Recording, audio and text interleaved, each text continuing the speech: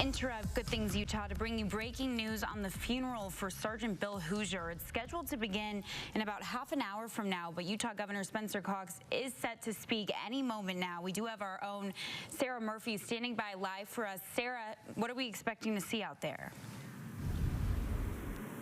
Hey, Jillian, yeah, that's right. We're in Orem, right outside the UCCU Center, minutes away from the funeral for Officer Sergeant Bill Hooser. We're hearing from Governor Spencer Cox right now. Let's listen in. You know, our law enforcement officers, they're the tough guys. They're the ones that are always there for everyone else, and we need to make sure that we're there for them right now at a time when our country is so fractured. It's a sobering reminder that there's so much goodness here, and I'm grateful to live in a state that cares about that. Governor, who have you had a chance to talk to in Bill Hooser's family, in the Santa Cruz Police Department, and what have you learned? So I spent time with his wife and his daughters, and what I've learned is that they are a law enforcement family. They're proud of that. He's got a son-in-law, a brother, their nephew that are in this space, and they care deeply about each other. I've spoken with the mayor and the chief of police in Santa Cruz, and it's a small community, smaller community. There's only 15 members of the police department there, and so obviously it's a tragedy and hits deep no matter where it is, but especially when you're that close every day serving side by side.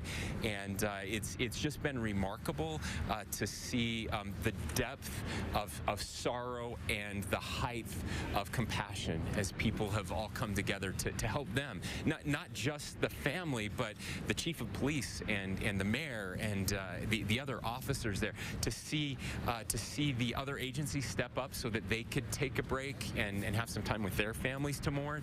That's pretty impressive. Governor, we're seeing law enforcement from neighboring states as well. What does that tell you? Yeah, well, that's the thing. Again, it's not just here. This is felt everywhere. I actually just flew in from the East Coast late last night, and I was hearing about it there as well.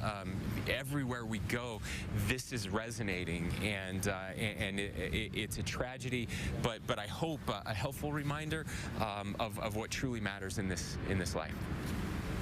Some of us get a lot of attention for what we do, Sure. and others, you know, their dream is to put on a uniform and serve. Yeah. And I wonder if you reflect on that. Yeah, sure. We, you know, I've been, and I'll talk about this today, I've been studying recently the difference between pleasure and happiness. Pleasure is fleeting, it's temporary, it's selfish, it's about us. It releases a different chemical in our brain, and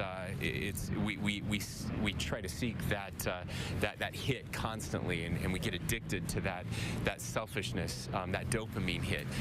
There's happiness comes from serving others and from giving back, and releases a different chemical, serotonin, that makes us, gives us a sense of fulfillment and happiness. And the law enforcement community understands that inherently.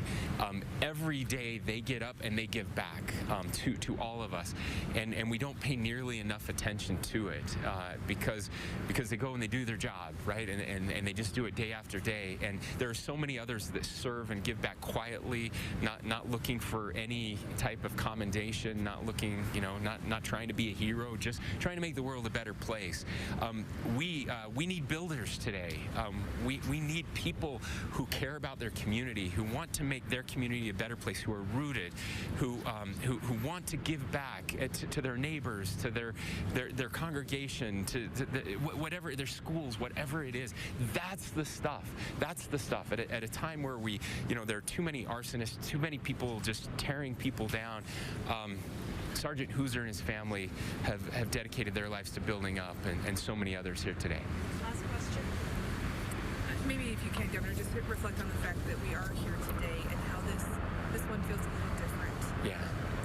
And what that does to you. Yeah. We've shed a lot of tears. I can tell you, as a governor, I get to do a lot of great things, a lot of hard things. There's nothing like that phone call to a family who has lost someone, with military, law enforcement, and I hope no one ever has to make that call, and I wish I never had to make that call. And at the same time, I wish everyone got an opportunity to listen in to that call as we weep together. I always ask the families to tell me about the person they lost, and to hear Kinda, Bill's wife, talk about their love affair, their first date when she was 17, how scared she was, when they struggled, when there were hard times in their family, when they lost their job and didn't know what to do and had to go, didn't know where to go, and found the law enforcement community and found their calling and their purpose, and so we lost a good one, you guys, and yet there was so much courage and strength on that call, as the resolve. They didn't lament that he had chosen law enforcement. That the very calling where they found their place ended up costing them their husband and father. That wasn't their lament. They were so proud of what he did and how he did it, and the other people that do it. And so I hope all of us can leave better people today and more committed to finding our own calling and giving back. Thank you, everybody. Thanks, Grab your mics, please. Want to start pulling it off? Good luck. Yeah. I'll start undoing. This one's easy. Okay. Procession is here now. We're right outside the UCCU Center at Utah Valley University. Again, we see the procession here now. I want you guys to just listen into this moment of silence as we're seeing the hearse arrive into the parking lot this moment. Take a listen.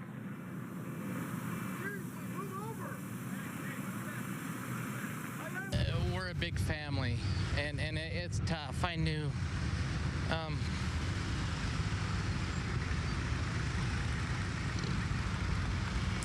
Sergeant Hooser really well. We worked together, and it's hard. And it's one of those things where, yeah, it's something that we know could happen to all of us.